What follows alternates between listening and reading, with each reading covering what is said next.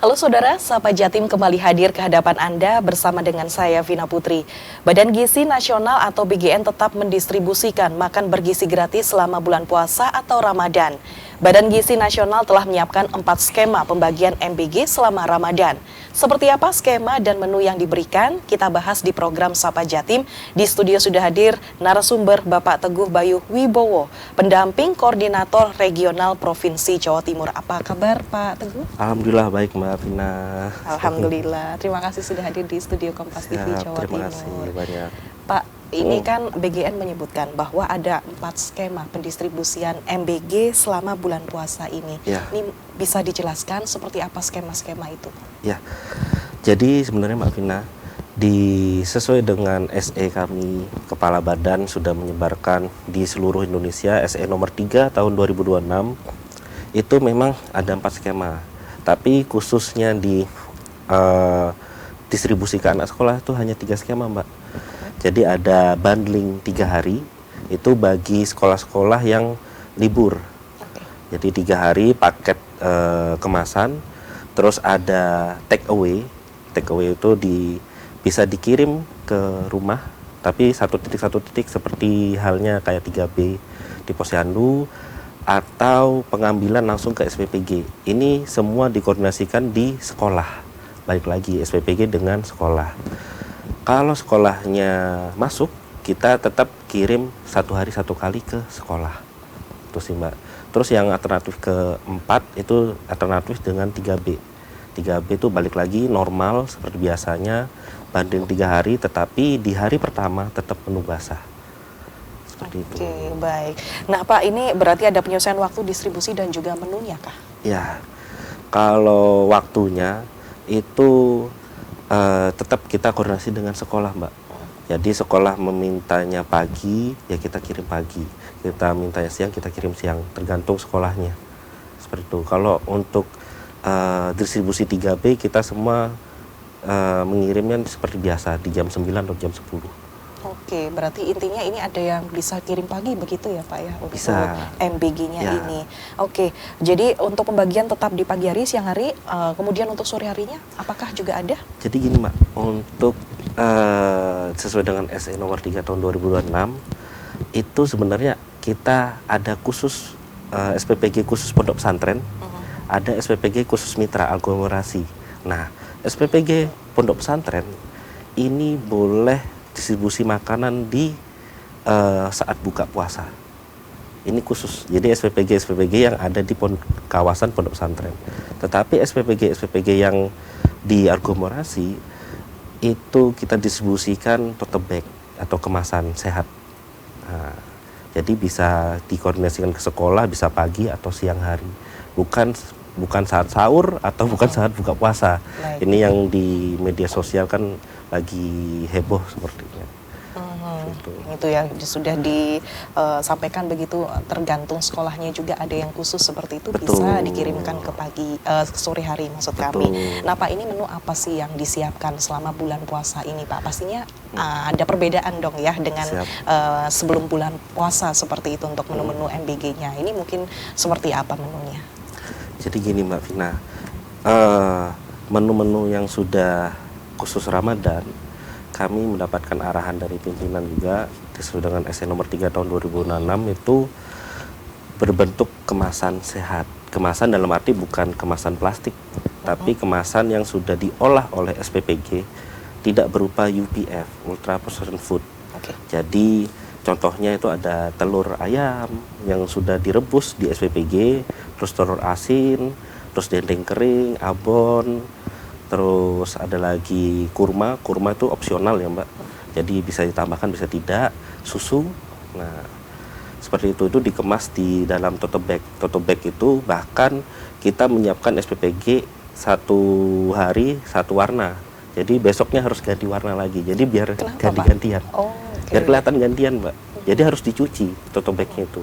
Jadi kalau tote bag itu dikirim ke sekolah, besoknya tote bag itu harus balik juga ke SPPG. Jadi diganti. Seperti itu. Tidak boleh menggunakan plastik dikirimnya. Jadi menggunakan kain ya di sini ya Pak Menggunakan ya? kain, Oke, seperti itu. yang bisa daur ulang seperti itu Betul. ya Pak ya. Baik, sasaran penerimanya, wah ini seperti apa Pak? Apakah ada perubahan begitu selama bulan Ramadan ini? Alhamdulillah tidak ada perubahan, Mbak. Jadi sama saja, tidak ada membedakan sasaran penerima. Jadi hanya mekanisme distribusi saja yang membedakan. Kecuali yang sekolah-sekolah yang tidak puasa, kita tetap normal melakukan distribusi menu basah. Jadi hanya itu aja, Mbak. Yang Jadi membedakan itu ya Pak ya? ya tetap alhamdulillah di Jawa Timur penerima manfaat sudah 8.400.000. Oke, baik. Pak, ini kan sudah jalan selama sepekan ini, selama bulan Ramadan. Seperti apa Pak pelaksanaannya selama ini? Adakah mungkin kendala ataupun hambatan begitu yang ditemui ketika di lapangan, Pak? Alhamdulillah dari sepekan ini, Mbak, kita lancar. Terus kami melakukan pengawasan dan alhamdulillah SPG, mitra dan yayasannya berkonstruksi dengan baik, komunikasi dengan baik dengan kami juga. Arahan pimpinan dari pusat sampai daerah dilaksanakan dengan baik semua. Seperti itu ya. Nah Pak, di Jawa Timur ini apakah sudah merata Pak untuk penerimaan MBG selama bulan Ramadan ini? Jadi untuk penerima manfaat di seluruh Jawa Timur, untuk saat ini SPPG masih ada 3.300-an, Mbak. Jadi kalau maksimalnya kemarin kami hitung ulang itu harusnya ada sekitar 4.000-an SPPG. Jadi belum semuanya, Mbak. Itu belum semuanya kita penuhin. Insya Allah di tahun 2026 ini kita berusaha bagaimana caranya untuk semuanya sudah 100% kita penuhin. Artinya masih 80% atau seperti apa? Ya sekitar 80%-an. Itu. Kendalanya apa nih Pak? Masih belum merata di beberapa kota di Jawa Timur? Ya, jadi kendalanya di pembangunan, Mbak, sebenarnya. Jadi pembangunan dan terutama di pembangunan 3T. Ini sudah kita lakukan. 3T itu di daerah Sumeneb, Ponorogo, dan Lumajang. Itu juga dibantu oleh Satgas daerah. Jadi Satgas daerah ini sudah terbentuk sesuai dengan Kepres nomor 28 tahun 2025. Seperti itu. Artinya kalau di kota-kota besar ini sudah meratakah? Di kota-kota besar juga sebenarnya kayak seperti contoh di Surabaya sendiri itu belum juga merata, Mbak. Belum merata juga ya? Ya, jadi ada kecamatan-kecamatan tertentu yang masih kosong. Nah, ini insya Allah kita juga sudah melakukan pembangunan dan pemerataan secepat mungkin supaya penerima manfaat juga mendapatkan haknya. Oke, sebentar lagi ya Pak ya tentunya akan merata begitu di Provinsi Jawa Timur. Menarik perbincangan kita Pak, namun kita juga harus break sejenak. Usai jeda saudara, kita akan kembali lagi tetap bersama kami di Sapa Jatim.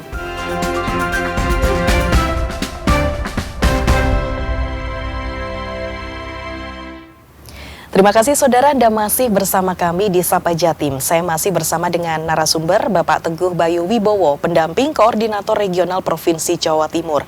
Pak Teguh, di segmen ini kita akan membahas terkait dengan menu MBG di bulan puasa. Benarkah Pak, untuk menu MBG ini memang dibuat keringan begitu Pak? Ya, betul Mbak Tina. Jadi memang khusus di bulan Ramadan, SPPG itu yang akumulasi itu membuat menu keringan bagi yang sekolah-sekolah yang melakukan puasa seperti itu. Jika sekolah-sekolah yang swasta yang khusus itu tetap menu basah yang tidak melakukan bulan puasa, Mbak. Nah, beda lagi dengan segmen SPPG pondok pesantren. Kalau pondok pesantren itu mekanismenya dia mau buka puasa bersama. Oke. Ya, jadi tetap menu basah bukan menu kering. Jadi kita bedakan SPG-nya itu. Hanya khususnya yang ada di pondok pesantren ya, ini menunya menu basah seperti itu. Lantas ini kan diterima kepada anak sekolah begitu ya Pak ya. Untuk ibu hamil, menyusui, lansia, apakah juga menerima menu yang keringan seperti itu Pak? Betul Mbak, jadi untuk yang di 3B juga sebenarnya sudah dari awal seperti sebelum bulan Ramadan itu sudah distribusi dengan bundling 3 hari juga. Jadi kita kirim hari Senin buat hari Selasa dan hari Rabu. Jadi menu hari Senin menu basah tetap, terus menu hari Selasa dan menu hari Rabu itu keringan. Itu, Pak. Oke, baik. Kalau dilihat dari menu keringan ini bagaimana Pak? Apakah kandungan gizinya sudah terpenuhi kah atau bagaimana? Karena ini kan adanya penyesuaian menu begitu Pak selama bulan Ramadan ini. Alhamdulillah Mbak, dari segi pengawasan gizi kami itu sudah dihitung dari setiap SPPG itu ada ahli gizinya. Jadi sudah dihitung secara AKG-nya itu sudah sesuai dari mereka juga, Pak. Gitu. Jadi menu-menu pun itu dibuat dari mereka, dari SPPG didampingi oleh ahli gizinya. Adakah menu yang sama begitu, Pak?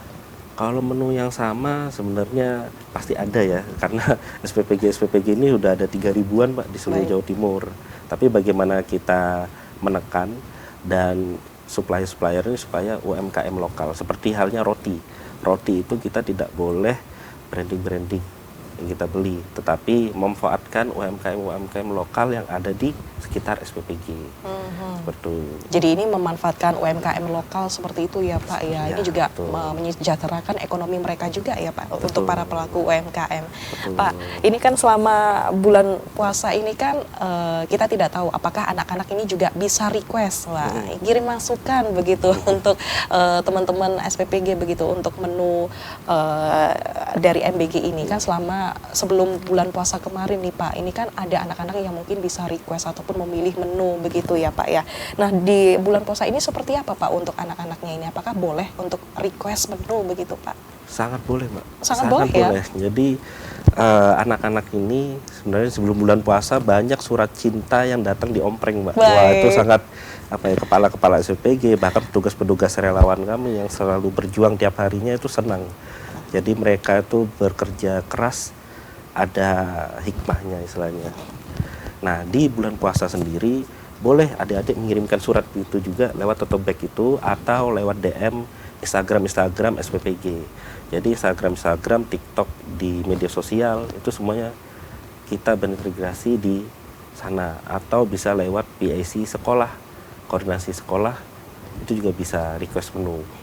Jadi tidak hanya sebelum bulan puasa aja ya, Pak ya. Betul. Bisa request menu, bahkan di selama bulan Ramadan ini anak-anak juga diperbolehkan Boleh. untuk request menu. Sejauh ini sudahkah ada anak yang request menu juga, Pak?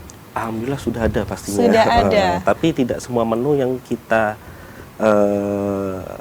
didapat request itu kita produksi, Mbak. Karena ada menu-menu yang ternyata AKG-nya nggak ada, tidak memenuhi gitu. Baik. Jadi tidak disarankan. Jadi menu-menu yang sesuai dengan dihitung dari ahli gizi juga AKG-nya masuk, kita buatkan. Dipertimbangkan di sini, Dipertimbangkan Pak juga ya, gizinya. sesuai dengan gizi yang disarankan begitu ya, Betul. Pak ya. Baik, Pak, ini adakah larangan menu-menu mungkin tertentu ya selama bulan Ramadan ini yang nggak bisa dikeluarkan begitu selama MPG ini? Jadi menu-menu yang dilarang sebenarnya kalau menu kemasan sehat itu tidak ada pelarangan, Mbak. Hanya saja di menu basah itu dari pusat memang tidak menyarankan menu-menu yang menu basah seperti soto, terus rawon yang berkuah-berkuah, Mbak. Karena kalau udah dikemas kan sampai ke sekolah itu sudah dingin. Ini menu-menu basah. Baik. Jadi terus ada yang santan, jadi nasi uduk, nasi kuning. Karena SPPG pada dasarnya itu semuanya bukan tenaga profesional, Mbak. Jadi 47 relawan itu bukan tenaga profesional. Tenaga profesional kita ambil dari chef aja. Sisanya 47 relawan itu tenaga ibu-ibu rumah tangga, terus warga-warga sekitar yang belum bekerja. Kita tampung semuanya di SPPG. Kita ajarkan, dididik oleh Dinas Kesehatan juga, penjamah makanan. Jadi lama-kelamaan akan terbiasa dan profesional. Kita juga mengeluarkan sertifikasi juga bagi mereka. Seperti itu. Jadi menu-menu seperti berkuah-kuah begitu memang dihindarkan ya, Pak ya, untuk menu Ya, basah? sementara masih kita hindari karena mereka pada dasarnya masih belajar. Kalau untuk menu kering selama ini tidak ada kendala ataupun larangan sama sekali ya, Pak ya? Tidak ada, kecuali yang UPF.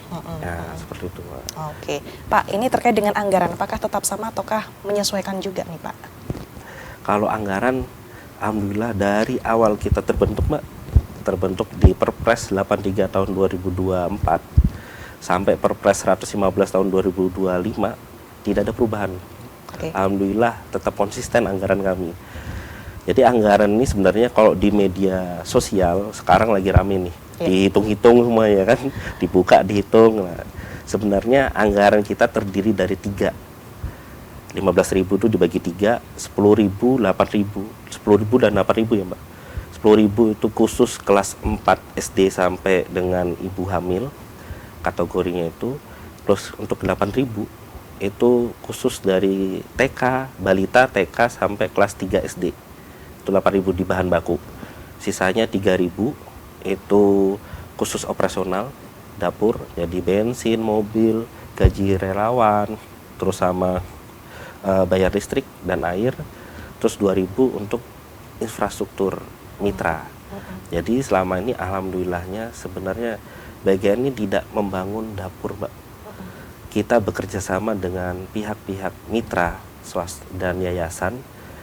Alhamdulillah masyarakat Indonesia membangun dapur sendiri, itu yang kita ganti, kita sewa istilahnya. Nah dari 2.000 itu, kalau 2.000 sesuai dengan dikali dengan 3.000 prima manfaat, yaitu 6 juta per hari. Ini ya berarti yang diluruskan begitu ya, yang lagi ramai di media sosial. Begitu. Jadi yang masuk di tote bag itu sebenarnya di harga 10.000 dan 8.000, Mbak. Itu bukan 15.000, itu yang salah di media sosial. Nah Pak, tapi sejauh ini kalau untuk anggaran sendiri apakah ada kendala begitu Pak untuk pengeluarannya? Alhamdulillah sampai saat ini lancar, Mbak. Kita 3 bulan ini dari pimpinan, alhamdulillah sudah ditransfer secara nasional itu 31 triliun. Itu bisa pemecah rekor nih kata kepala badan kami. Jadi anggaran terbesar juga, anggaran tercepat juga masuk ke langsung dari Kementerian Keuangan, dari KPPN langsung ke SPPG lewat virtual account. Itu. Jadi tidak mampir bagian pusat tapi langsung ke SPPG langsung. Ditransfer sebesar 500 juta tiap SPPG. Berarti itu ya akhirnya langsung cepat juga ya, anggarannya cair. Betul. Kemudian pelaksanaannya juga lancar di sini ya. Betul. Pak ya. Baik, kita harus break sejenak Bapak ya, terima kasih untuk penjelasan baru tadi. Kita harus break sejenak, saudara tetap bersama kami di Sapa Jatim.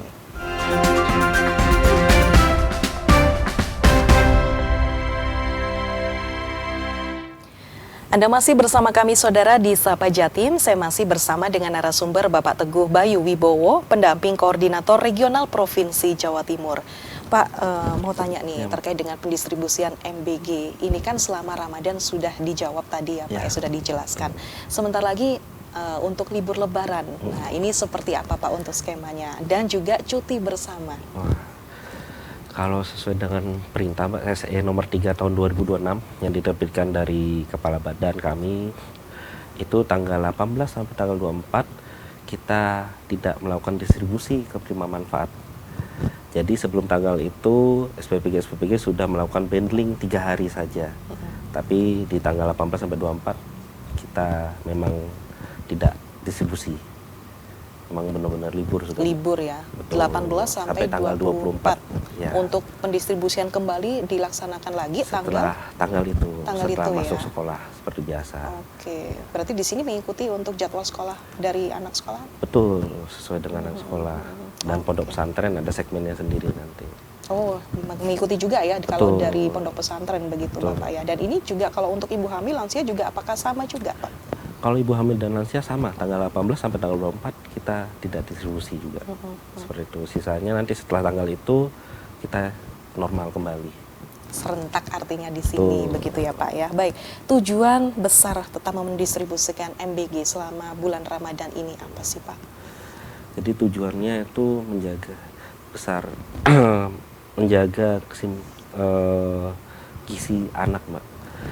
Jadi dari sebelum Ramadan dan Ramadan tidak ada break untuk menjaga distribusi atau gizi-gizi anak ini tidak kehilangan. Jadi kami bagaimana berusaha untuk melaraskan gizi ini untuk cukup. Oke, baik. Jadi meskipun bulan puasa tidak ini ya Pak ya tetap berjalan begitu ya Pak ya, untuk pendistribusian MBG ini supaya gizi anak juga tetap terjaga juga begitu ya Pak ya maksudnya di sini. Baik Pak, ini untuk di Jawa Timur terdapat beberapa penerima MBG ini, ada berapa data nih Pak? Jadi di Jawa Timur itu penerima manfaat sampai saat ini sudah ada 8,4 juta. Baik. Itu terdiri dari perimawat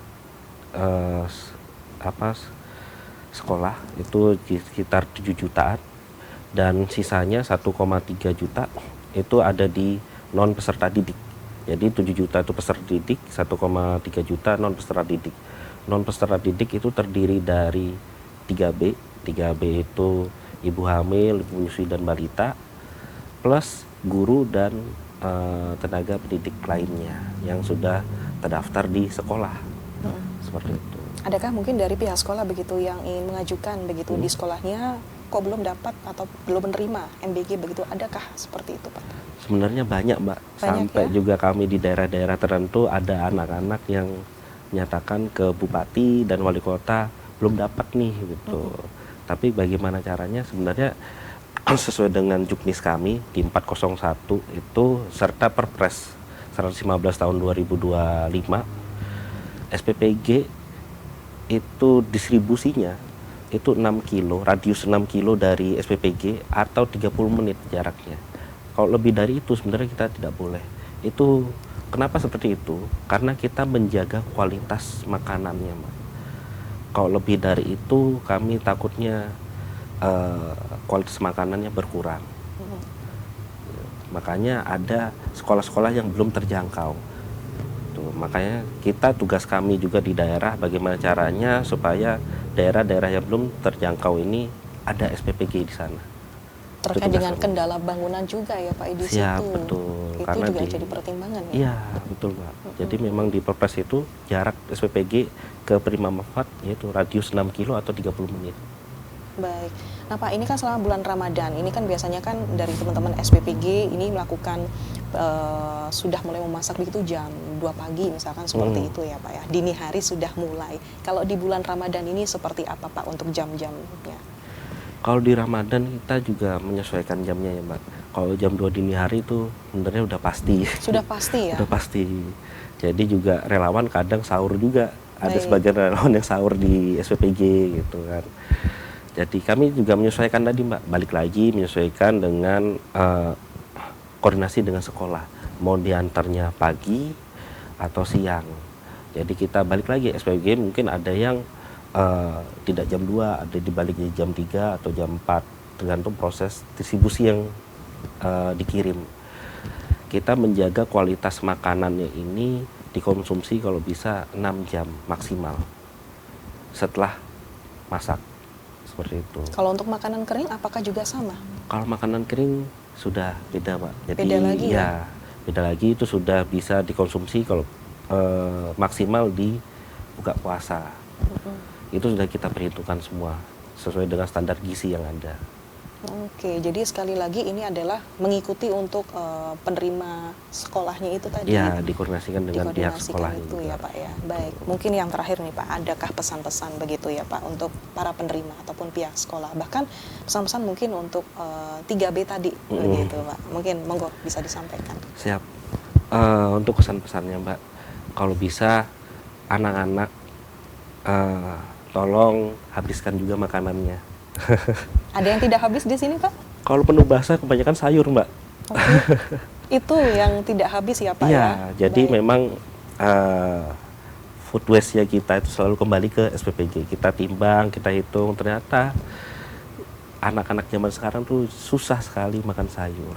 Nah, ini edukasi kami yang beserta dengan Dinas Pendidikan, kita minta tolong juga supaya edukasi-edukasi ini biar merubah pola hidup sehat.